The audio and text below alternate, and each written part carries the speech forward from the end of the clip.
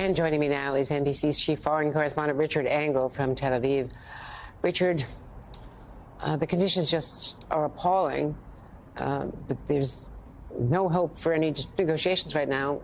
Tell me about the U.S. veto also. The U.S. vetoed a UN resolution, as you know, on Friday night, calling for a ceasefire. I mean, their point is that an immediate ceasefire would doom Israel because they could not go after Hamas. But they were the only ones. I mean, it was the U.S. vetoing and the U.K. abstaining. Yeah. And everybody else voting in favor of it. And that has not gone unnoticed in Gaza. It has not gone unnoticed around the Arab world. This was initially proposed by the United Arab Emirates, but many Arab states desperately wanted this. Many other countries did. As you said, only two countries not expressing support, the UK abstaining, the US vetoing it. And the US said that it vetoed because it didn't explicitly condemn Hamas for the October 7th attacks, and that it didn't call for the hostages be released, but more in principle, as you said, that it would stop things as they are and stop the offensive, and that would not lead, according to the U.S. position on this, to long-term stability in the region, a new possibility for a two-state solution, but. People who don't agree with that, and that is many that I've been speaking to, thought that this is a crisis mode. What is happening in Gaza is catastrophic, that every day more and more people are dying, that you need to have a ceasefire in order to start anew, in order to resume negotiations, to get the hostages out.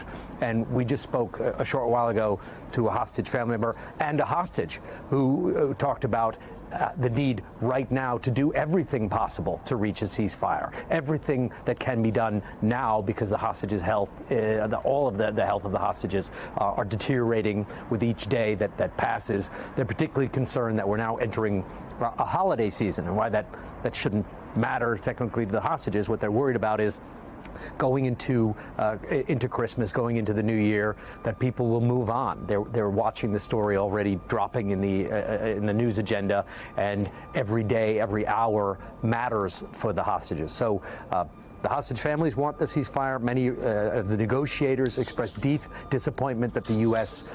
Put a veto on this resolution. They felt it was, well, there was some very strong language. Some said that they were culpable of genocide. Now, I want to ask you also about conflicting reports, if you have been able to sort them out, about some Palestinian men. One version is that they are fighters who were surrendering. There are pictures of this, which we have not, I guess, verified, and that this is standard protocol. The other is that these are civilians who are being humiliated. Could it be a combination of the two? What do you think is going on here? I think it's you nailed it on the head, a combination of the two. The pictures have been authenticated by the Israeli military, and they said that this was standard protocol, that these were male military-age men who were detained in areas that were described as Hamas strongholds, and it is standard procedure in Israel when approaching a terrorist suspect to make them take at least their shirt off, pants not always, to see if they're carrying some sort of explosive device. Palestinians say it was an act of collective humiliation. That also could be true because Israel's trying to show that it is in control of the Gaza Strip, that it is winning over Hamas. It put up a flag in the center of Gaza City. That's a symbolic act to show dominance, to show that Israel controls terrain. So Israel is trying to show that it is setting the rules. It determines what happens in Gaza. And Israeli media reporting that most of those people in those photographs were questioned and then subsequently released.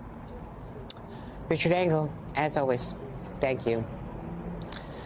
And the New York Times is reporting that the Netanyahu government was aware of and approved of millions of dollars in aid to Hamas from the government of Qatar in the mistaken belief it would buy them off and prevent a terror attack from the Strip. But following the deadly October 7th attacks, there are a lot of questions about how that plan backfired. The Times is writing, quote, "For years, the Qatari government had been sending millions of dollars a month into the Gaza Strip, money that helped prop up the Hamas government there. Prime Minister Benjamin Netanyahu of Israel not only tolerated those payments, he had encouraged them. Allowing the payments, billions of dollars actually over roughly a decade, was a gamble by Mr. Netanyahu that a steady flow of money would maintain peace in Gaza, the eventual launching point, of course, of the October 7th attacks, and keep Hamas focused on governing, not fighting. Joining me now is a co-author of that important story, Mark Mazzetti, Washington investigative correspondent for the New York Times. Mark, this has apparently been well reported in Israel for quite some time, and we knew that some of the Hamas leaders were living in Doha and were being supported, their lifestyle supported by Qatar, to keep communications going. But this is a more extensive involvement. Right. And what we showed in our story was over years, the Netanyahu government, but not just Netanyahu, it was military and intelligence leaders, had this collective judgment that Hamas was neither capable nor interested in doing the large-scale attack we ended up seeing on October 7th. So with that assessment, they said, well, how do we, quote, what came to be known as buying peace? They allowed millions, even billions of dollars to come in from Qatar to the Gaza Strip, some for humanitarian reasons, some for paying salaries, do various government functions, which now intelligence officials assess likely were used to help plan and fund this type of attack on October 7th. So it was counterintuitive that on one hand, Israel is bashing Qatar and others are bashing Qatar for funding Hamas, and yet they're blessing these secret payments, even encouraging them. It's the Middle East, after all. That's right. And there are episodes where Netanyahu even would send his Mossad chief to Doha when the countries were threatening to turn off payments because they were getting beaten up for them, to say, stop. Keep going, keep paying these off. And one time where Netanyahu sent people to Washington because Republicans were pushing a bill through Congress to sanction Qatar for funding Hamas.